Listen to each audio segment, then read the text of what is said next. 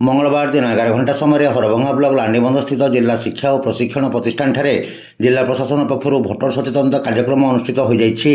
उक्त कार्यक्रम में मुख्य अतिथि भाव में बौद्ध निर्वाचन मंडलीर भोटर पंजीकरण अधिकारी तथा उपजिलापाल प्रभास चंद्र दंडसना जोगदे कार्यक्रम को शुभारंभ करथिले। सम्मानित अतिथि भाव में सहकारी भोटर पंजीकरण अधिकारी तथा हरभंगा वीडियो शरद कुमार सेठी, निर्वाचन कार्यालय डेप्यूटी कलेक्टर तृप्तिमयी जेना, जिला शिक्षा और प्रशिक्षण प्रतिष्ठान अध्यक्ष Vrindavan Sahu, BLO supervisor Prashant Kumar Sahu, BLO Devraj Mallik प्रमुख मंच आसी नथिले। उक्त अवसर में अतिथि माने भोटर तालिका नाम पंजीकरण पर उपस्थित छात्र छात्री मानकु सचेतन कराइथिले।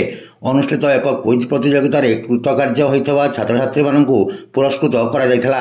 हरभंगा ब्लॉक अंचल विभिन्न ग्राम में सचेतनता सृष्टि एक भोटर सचेतनता रथ को अतिथि माने शुभारंभ करथिले।